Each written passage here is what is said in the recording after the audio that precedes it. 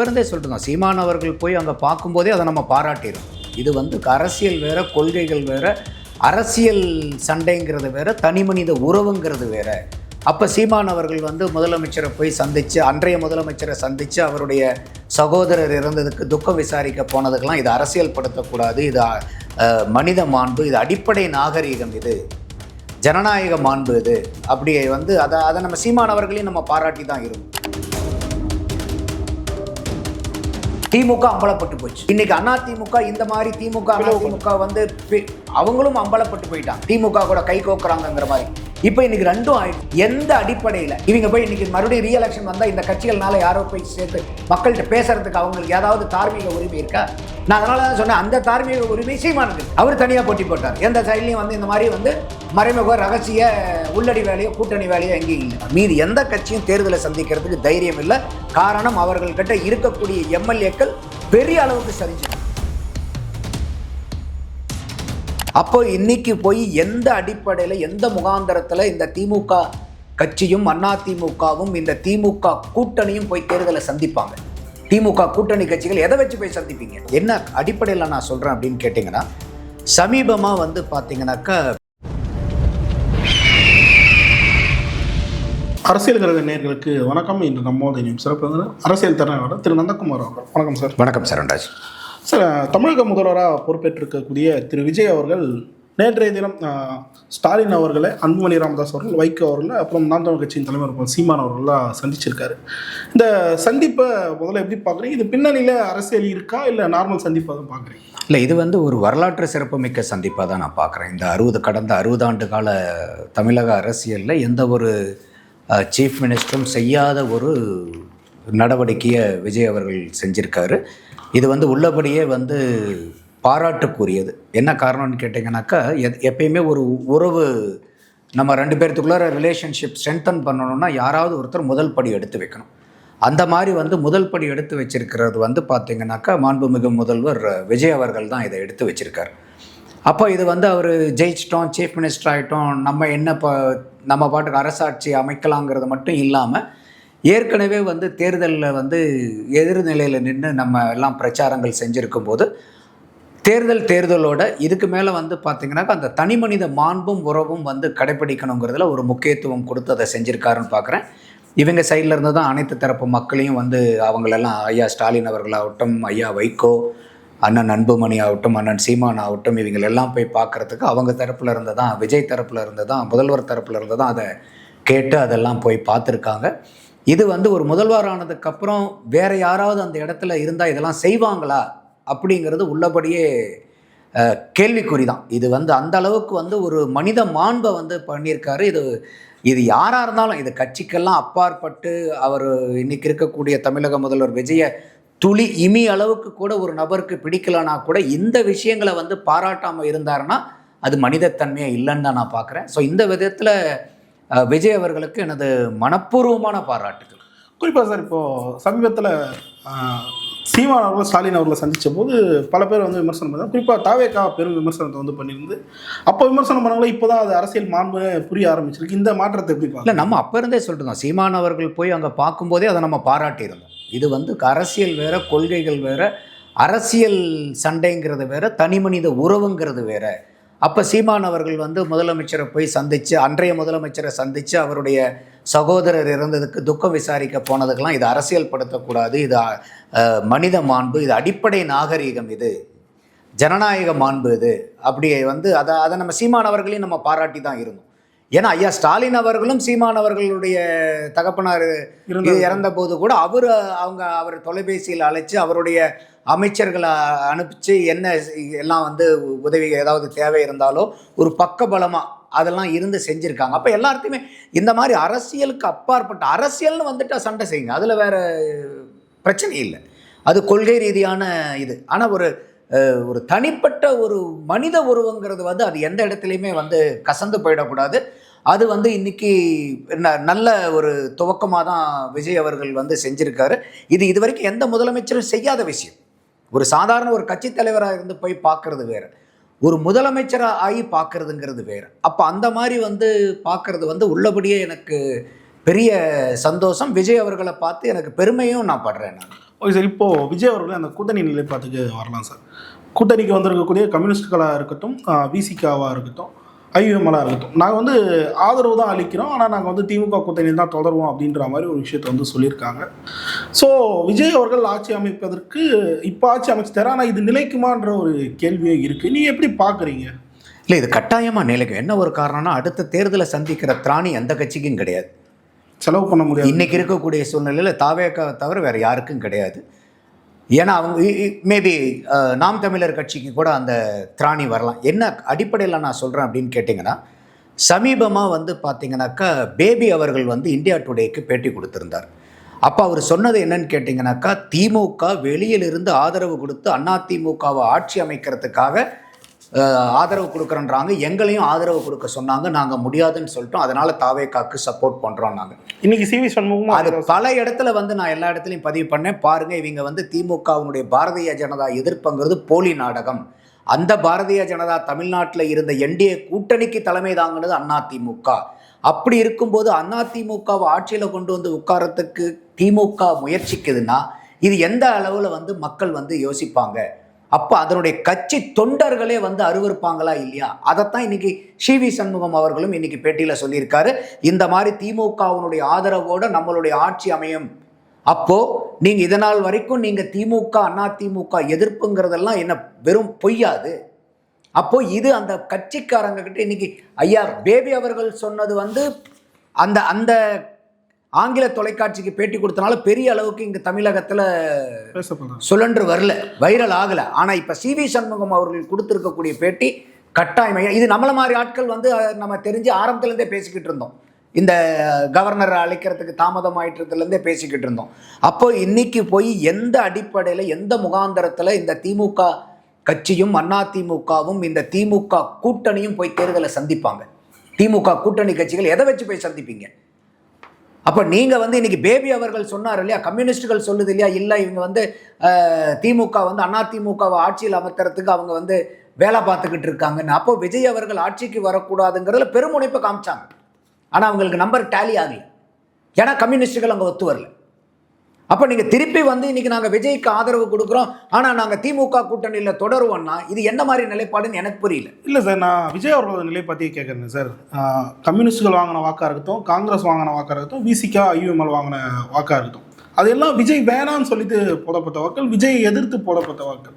அந்த கட்சிகளோட ஆதரவை வந்து கூட சேர்த்து வச்சுக்கிறது அவருக்கே ஒரு விமர்சனத்தை ஏற்படுத்தக்கூடிய ஒரு விஷயமா இருக்குல்ல, நீங்கள் எப்படி பார்க்குறீங்க? இல்லை, இது வந்து என்னன்னு கேட்டிங்கனாக்கா, இது வந்து எப்பயுமே வந்து நம்ம அரசியலில் அங்கீகரிக்கப்பட்டது வந்து ப்ரீபோல் அலையன்ஸ் மாதிரியே போஸ்ட்போல் அலையன்ஸ்ன்னு இருக்குது. இப்போ நீங்கள் ஒரு ஆட்சி அமைக்கிறதுக்கு கூட வந்து பார்த்தீங்கன்னா கவர்னர் வந்து எந்த கன்வென்ஷனில் கூப்பிடுவார்னா, ப்ரீபோல் அலையன்ஸ் பார்ட்டிஸ்க்கு மெஜாரிட்டி இருந்தால் முதல்ல அவங்கள கூப்பிடுவாங்க, இல்லைன்னா சிங்கிள் லார்ஜஸ்ட் பார்ட்டி. மூன்றாவதாக போஸ்ட்போல் அலையன்ஸில் யாருக்கு மெஜாரிட்டி இருக்கோ அவங்கள கூப்பிடுவாங்க. அப்போது நம்ம இந்திய வரலாற்றிலே ஆகட்டும், அரசியல் வரலாற்றிலே ஆகட்டும், இல்லை தமிழக அரசியல் ஆகட்டும், எல்லா இடத்துலையும் ஏற்றுக்கொள்ளப்பட்டது எலெக்ஷனுக்கு ப்ரீபோலில் இருக்கிற மாதிரியே போஸ்டல் அலையன்ஸ் இருக்கணுங்கிற அவசியம் இல்லை. நானே எலெக்ஷனுக்கு முன்னாடி பல நேரம் சொல்லிக்கிட்டு இருந்தேன், இந்த தேர்தல் முடிவு வந்ததுக்கப்புறம் பல அலையன்சஸ்கள் மாறும், போஸ்ட்போல் அலையன்ஸ் வேறு மாதிரி உருவாகும்னு நான் சொல்லியிருந்தேன். இப்போ அதே தான் இன்றைக்கி வந்து நடந்துக்கிட்டு இருக்கு. ஏன்னா இப்போ வந்து எடுத்த உடனே வந்து காங்கிரஸ் வெளியே போனதுக்கு திமுக எந்த அளவுக்கு வந்து அவங்கள வந்து கரிச்சு கொட்டிட்டு இருக்காங்கன்னு பார்த்தோம். அந்த மாதிரி வந்து மற்றவங்களும் வந்து சிரமப்பட்டுறக்கூடாதுங்கிறதுக்காக அவங்க மென்று முழுங்கிட்டு இருக்காங்கன்னு தான் நான் பார்க்குறேன். கம்யூனிஸ்டுகளுக்கு உடம்பு கம்யூனிஸ்ட் யோசிச்சு பாருங்களேன், நீங்கள் கம்யூனிஸ்டோடைய நிலைப்பாடு என்ன? பாரதிய ஜனதா எதிர்ப்பு. அப்போ நீங்கள் வந்து இன்றைக்கி பாரதிய ஜனதாவுடைய ஒப்புதல் இல்லாமல் திமுக அதிமுக இந்த இடத்துல சேர்ந்து நீங்கள் ஆட்சி அமைக்க முடியுமா? அப்போது இது திமுக அதிமுக பாரதிய ஜனதா 3 பேரும் நீங்கள் ஒரே நேர்கோட்டில் தான் அப்போ இருந்திருக்கீங்க.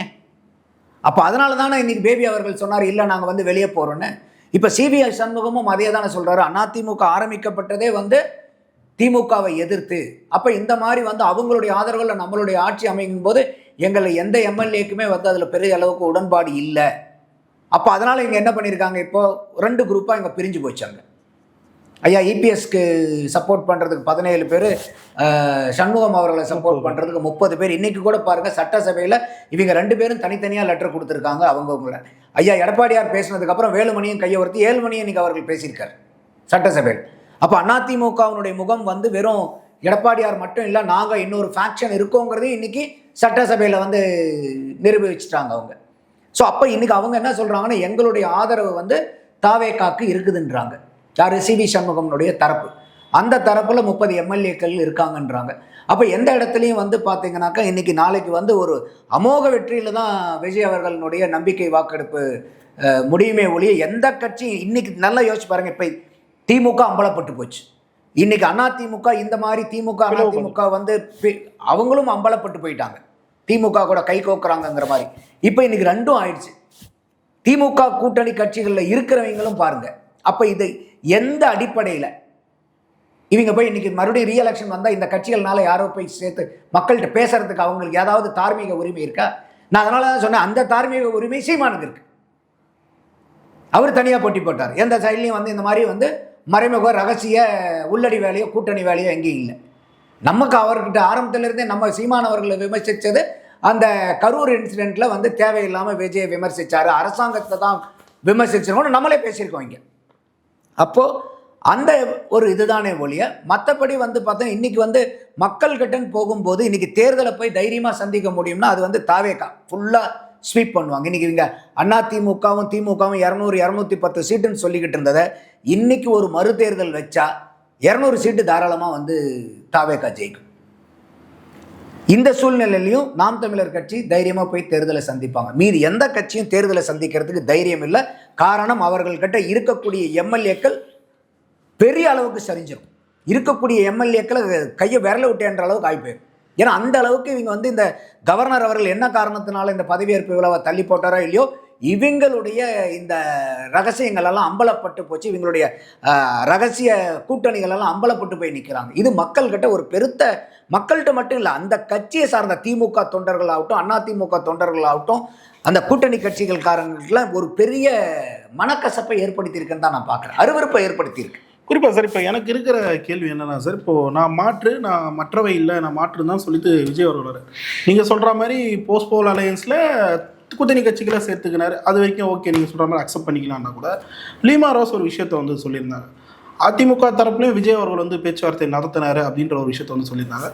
ஆனால் வந்து இன்னொரு விஷயம், என்டிஏக்குள்ளே இருக்கக்கூடிய கூட்டணி கட்சிகள்கிட்ட நாங்கள் பேச்சுவார்த்தை நடத்தலாம் விஜய் தரப்பு கிளியர் பண்ணாலும் அமமுக எம்எல்ஏ காமராஜ் அவர்கள்கிட்ட கையெழுத்து வாங்கக்கூடிய ஒரு வீடியோவை அவங்களே வெளியிடுறாங்க. ஒன்று இந்த சைடு இந்திய கூட்டணியில் இருக்கக்கூடிய ஆன்டி பிஜேபி கூட்டணியை தான் நாங்கள் வைக்க போகிறோம்னு சொல்லக்கூடிய விஜய் அவர்கள் அமமுக தரப்புலையும் பேச்சு நடத்திருக்காரு, இப்போ அதிமுக தரப்புலையும் பேச்சு நடத்திரு. இதை எப்படி பார்க்கறதுன்னு ஒரு கேள்வி. இல்லை, அதிமுக தரப்பில் அவங்க பேசினாங்களா இல்லையான்னு தெரியல. ஏன்னா அவங்க வந்து பார்த்தீங்கன்னா அதிமுக தரப்புலேயே பேச வேண்டியதில்லை. இன்றைக்கி தாவேகா பார்த்து இன்றைக்கி பாமக உள்ளார வந்துருந்துச்சுன்னா 4 சீட்டு ஈஸியாக முடிஞ்சிருக்கும்.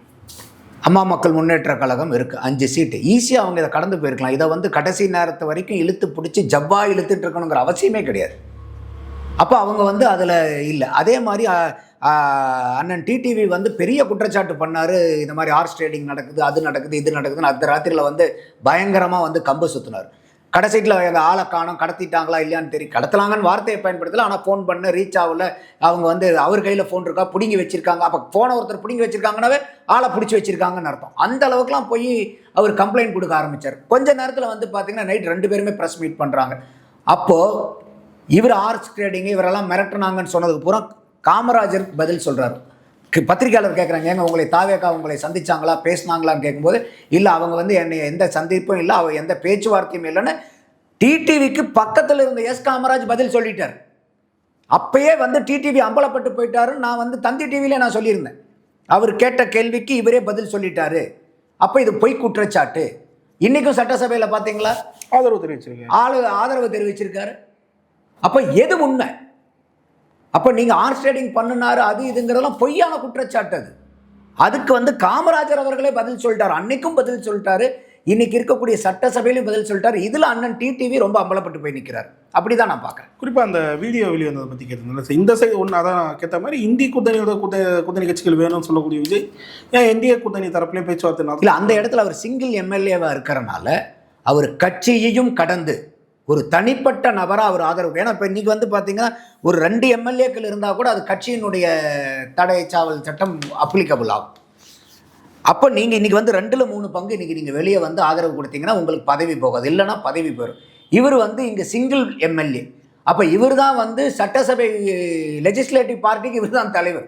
இப்போ இவர் வந்து வேற யாரும் ஒன்றும் குற்றச்சாட்டு சொல்ல முடியாது. அப்போ ஏதோ ஒரு நிர்பந்தத்தில் அன்னைக்கு அண்ணன் டிடிவி என்ன நிர்பந்தமோ தெரியல, அந்த மாதிரி வந்து அவர் குற்றச்சாட்டு சொல்லிட்டு போனார். அன்னைக்கே காமராஜர் பதில் சொல்லிட்டாரு. அதை நானும் சொல்லியிருந்தேன். இன்னைக்கு அப்பட்டமா தெளிவாக சொல்லியிருக்காரு, உங்களுடைய ஆட்சிக்கு என்னுடைய முழு 5 வருஷம் தொடர்றதுக்கு என்னுடைய சம்மதம் இருக்குன்னு அவர் சட்டசபையில் அவருடைய ஆதரவு தெரிவிச்சிருக்காரு. இதுக்கு மேலே அவருக்கு சொல்லக்கூடிய குற்றச்சாட்டில் எந்த ஒரு முகாந்திரமும் இல்லை. அண்ணன் டிடிவி சொல்கிற குற்றச்சாட்டில் சார் முதல் கையெழுத்தா பல விஷயங்களை வந்து விஜய் அவர்கள் வந்து போட்டிருக்காரு. 3 விஷயங்கள் அவர் சிபிஐக்கெலாம் நான் போவேன் அப்படி இப்படின்லாம் சொன்னார். இப்போ போகணும், அவர் போய் என்ன நடந்துச்சுங்கிறதெல்லாம் கண்டுபிடிக்கணும். இப்போ நேற்று ஒரு செய்தி வருது, இது மாதிரி பள்ளிகள் அருகே கோயில் அருகே இருக்கக்கூடிய மதுபான கடைகள்லாம் ரிமூவ் பண்ண போகிறோம் அப்படின்னு சொல்லி. இந்த விஷயத்தை எப்படி பார்க்குறீங்க? இது ரொம்ப ரொம்ப அருமையான நடவடிக்கை. திமுகவும் பண்ணியிருக்குல்ல சார் போன பற்றி 500 கடைகள். அவங்க கடை நடக்காத கடையெல்லாம் முன்னாங்க. இவங்க வந்து மக்கள் அதிகமாக கூடுற இடத்துல, வியாபாரம் அதிகமாக நடக்கிற இடத்துல இருக்கக்கூடாது கடை.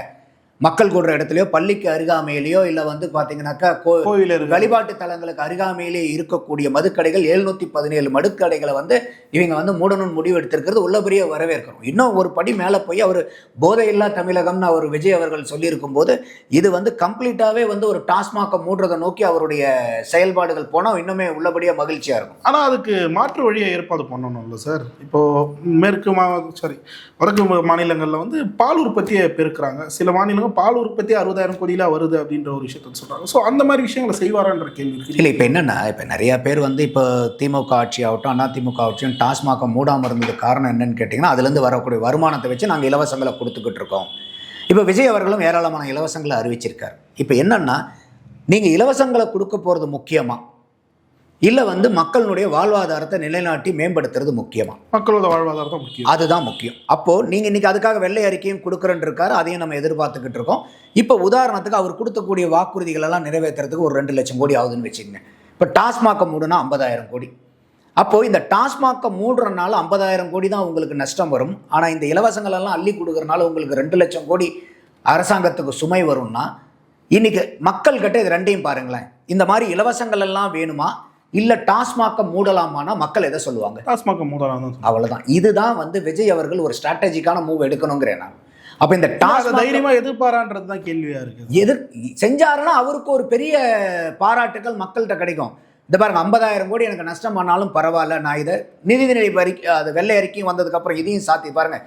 இவ்வளோ தூரம் வந்து பார்த்தீங்கன்னா நிதி பற்றாக்குறை இருக்கக்கூடிய சூழ்நிலையில் கூட உங்கள் வாழ்க்கை, ஏன்னா இன்றைக்கி 50,000 கோடிங்கிறது வந்து பார்த்தீங்கன்னாக்கா வெறும் அரசாங்கத்துக்கு வரக்கூடிய வரிகள் தான்.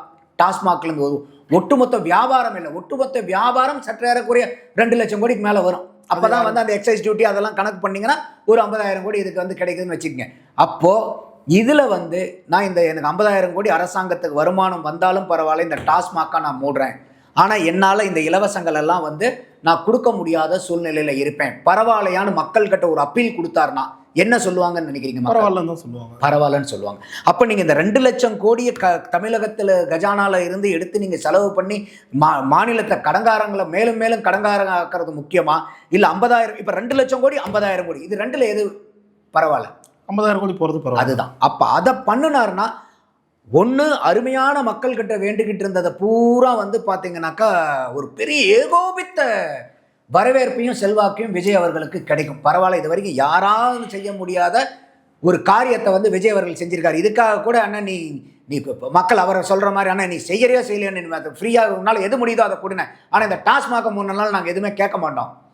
நீங்கள் இதை சொன்னீங்களே செஞ்சீங்களா, இதை சொன்னீங்களே செஞ்சீங்களாங்கிறதும் நாங்கள் கேட்க மாட்டோம். ஏன்னா எங்களுக்கு நாங்கள் இது வரைக்கும் வேண்டி கேட்டுக்கிட்டு இருந்த இந்த டாஸ்மாக முன்னதே எங்களுக்கு போதுங்கிற மனநிலைக்கு மக்கள் வருவாங்க.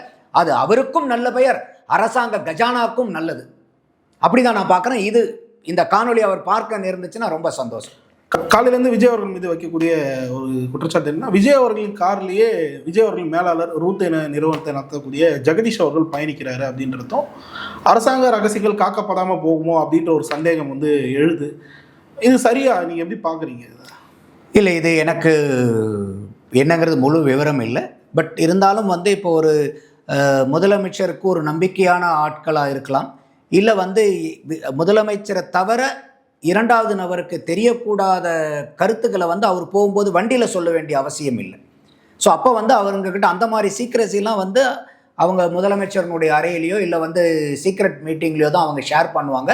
அப்படி வந்து இவர் இருக்கிறனால கூட இன்னொரு இரண்டாம் நபர் இருக்கிறனால ஒரு இக்கட்டான சூழ்நிலை வந்து அரசாங்கத்துக்கு வருதுன்னா அதை முதலமைச்சர் தவிர்க்கிறது நல்லது.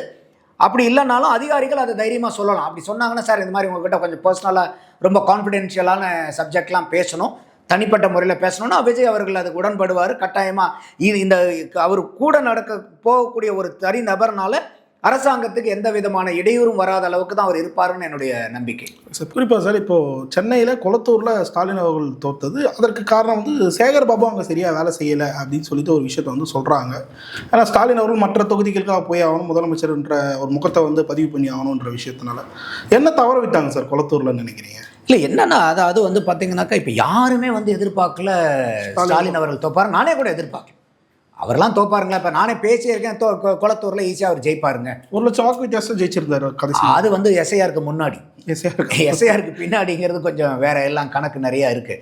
ஆனால் வந்து தோற்கிற அளவுக்கு அங்கே இருக்க. இப்போ நம்ம அவர் போய் நன்றி சொல்லும் போதெல்லாம் மக்கள் வந்து அழுது புரண்டு உருண்டு ரோட்டு அவங்க அத்தனை பேரும் ஓட்டு போட்டிருந்தா கூட அவர் ஜெயிச்சிருப்பாரோன்னு தான் தோணுது எனக்கு.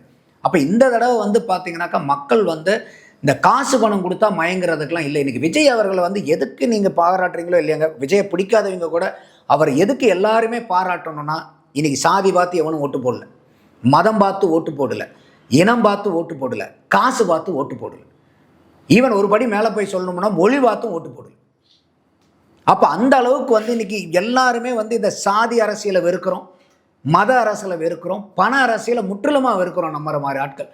அப்போ அதை பூரா இன்னைக்கு நினைவாக்கியிருக்காரு இல்லையா, அதுக்கு நம்ம அவரை பாராட்டி ஆகணுமா இல்லையா? ஒரு சாதியை கடந்து, மதத்தை கடந்து, பணத்தை கடந்து, இல்லைங்க எங்களுக்கு வந்து சர்ச்சை சொல்லிட்டாங்க நாங்கள் இவங்களுக்கு தான் போடுவோம், எங்களுக்கு மசூதி சொல்லிருச்சுங்க எங்களுக்கு நாங்கள் இந்த கட்சிக்கு தான் போடுவோங்கிற மாதிரி இல்லாமல் இன்னைக்கு அத்தனை மதங்களையும் சாதிகளெல்லாம் உடைச்சிட்டு வந்து எங்களுக்கு தேவையான ஆட்கள் யாரும் அவங்களுக்கு தான் போடுவோம். நீ காசை கொடுத்தினா கூட வாங்கிக்குவேன், ஆனால் உன் காசுக்காக ஓட்டு போட மாட்டேன். இல்லை அதே விஷயத்தை தான் சீமானவன் சொன்னார். அவருக்கு எதிர்ப்படல, விஜய்க்கு அவருக்கு எதிர்ப்பு. அதை எப்படி சார்? எப்படி புரியல? சீமானும் அதே விஷயத்தை தான் முன்னிறுத்தினார், ஆனால் அவருக்கு அது எதிர்ப்பதான் போச்சு. என்ன காரணம்? இல்லை அது வந்து நம்ம $1 மில்லியன் கொஸ்டின். அது வந்து ஒரு நம்பிக்கையை ஏற்படுத்திருக்காருங்க. விஜய் அவர்கள் மேலே ஏகப்பட்ட நம்பிக்கை. இப்போ நம்மளே போய் மக்கள்கிட்ட கேட்குறோம் இல்லையா, நம்ம போய் கேட்கும்போது என்ன சொல்கிறோம், ஏங்க வந்து நீங்கள் விஜய்க்கு வாக்களிக்கிறீங்கன்னு நினைக்கும் போதே, இல்லைங்க அவர் எங்களுக்கு ஒரு மாற்று வேணும். சரிங்க எதுக்காக மாற்று வேணும்? இல்லைங்க இங்கே இருக்கிறவங்க பூரா எல்லாம் தப்பாக பண்ணிட்டு இருக்காங்க, ஊழல் பண்ணிட்டுருக்காங்க, இந்த ஆட்சிகள்லாம் சரியில்லைங்க. சரிங்க சீமானும் ஒரு மாற்றாக நிற்கிறாருங்களே, ஏன் அவருக்கு நீங்கள் போடக்கூடாதா? இல்லைங்க எங்களுக்கு விஜய் மேலே நம்பிக்கை இருக்குதுங்க. ரீசன் ஆனால் சொல்லு. இல்லைங்க அவர் வந்தால் நல்லது நடக்குங்க. சில டைமில் வந்து பார்த்தீங்கன்னாக்கா சீமான்கிட்ட இப்போ நம்ம ரொம்ப நெருங்கினவங்க கிட்ட கேட்கும்போதே கூட, ஏன் வந்து நீங்கள் சீமான ஒரு வாய்ப்பாக இல்லைன்னா, இல்லைங்க அவர் வந்து பார்த்தீங்கன்னாக்கா நிறையா அவரை விமர்சிச்சிட்டாரு, புரியுது, நிறையா விமர்சிச்சிட்டாரு, ரொம்ப அசிங்கமாலாம் விமர்சிச்சுட்டாங்க. அவர் சீமானவர்கள்லாம் அவர் கட்சியை சார்ந்தவர்களும், அது இல்லாமல் அந்த விசில் சிம்பலுக்கெல்லாம் வந்து தமிழாக்கம் பண்ணியெல்லாம் ரொம்ப அசிங்கப்படுத்தினாங்க. அதெல்லாம் இந்த நடுநிலையாளர் வாக்காளர்களுக்கு பிடிக்கல. இவங்க வந்து பேசுறதுக்கு வந்து கை தட்டுறாங்க, விசில் அடிக்கிறாங்க, நிறையா வியூஸ் போகுதுங்கிறதுக்காகலாம் பேசிட்டாங்களே ஒழிய பொதுமக்கள் அதை ரசிக்கலை. நம்ம ஆரம்பத்துலேருந்தே சொன்னோம், நீங்கள் அந்த கரூர் இன்சிடென்ட்லேயே போய் அண்ணன் சீமான் முதல் நாள் அன்னைக்கு போகும்போது சொன்னார், அரசாங்கத்து மேலேயும் குறை சொல்ல முடியாது, விஜய் தம்பி மேலேயும் வேறு குறை சொல்ல முடியாதுனார். நியாயமான பேச்சு. ஆனால் அவர் விஜய் அவர்கள் அந்த வீடியோ விட்டதுக்கப்புறம், 3வது நாள் வீடியோ விட்டதுக்கப்புறம் சீமான் அவர்கள் முழுக்க நாம் தமிழர் கட்சியும் சேர்ந்து விஜய் அடிச்சாடி இவ்வளோதான் இல்லை, விமர்சனம் பண்ணலாம், தப்பு இல்லை. அதுக்காக வந்து நீங்கள் ஏன் விஜய் வந்து எதிர்த்து பேசுகிறீங்கிறது நம்மளுடைய கேள்வி இல்லை. ஆனால் அந்த விமர்சனங்கள் வந்து ரொம்ப மோசமான விமர்சனங்களாக, முகம் சுளிக்கக்கூடிய விமர்சனங்களாக, அதீதமான விமர்சனங்கள். இப்போ நேற்று கூட டிவியில எல்லாம் பேசும்போது, சீமானவர்களை பேசும்போது அந்த டிவியை பார்த்துட்டு இருக்கும்போது அந்த டிவியில் இருக்கக்கூடிய நெறியாளர்கள் என்ன சொல்கிறாங்கன்னா, வேற யாரும் அவரை அதிகமாக விமர்சித்ததை விட விமர்சித்தது நாம் தமிழர் கட்சியும் சீமானவர்களும், அவர் வீட்டுக்கு இன்னைக்கு இவர் போகிறாரு அப்படின்னு தான் சொன்னாங்க. அப்போ யாரும் விஜய் அவர்களை விமர்சித்ததை விட இவங்க ஓவராக விமர்சிச்சுட்டாங்க. அதீதமான விமர்சனம், ஓவர் டோஸ் ஆயிடுச்சு. அது வந்து இந்த நடுநிலையாளர் வாக்காளர்கிட்ட, ஏங்க நீங்கள் சீமானை வந்து ஒரு மாற்றாக பார்க்கல, ஏன் விஜய்கிட்ட நீங்கள் பேசணும்னு நினைக்கிறீங்களே, நம்ம கேட்கும்போது என்னென்னா, இல்லைங்க அவர் வந்து ரொம்ப பேசிட்டாருங்க, அது என்னமோ விஜய்க்கு போடணுன்னு தாங்க தோணுது. அந்த மாதிரி தான் அவங்களுடைய பதில் வந்துச்சு. பல்லர்களுக்கு தெளிவாக இருந்துச்சு. நன்றி சார்.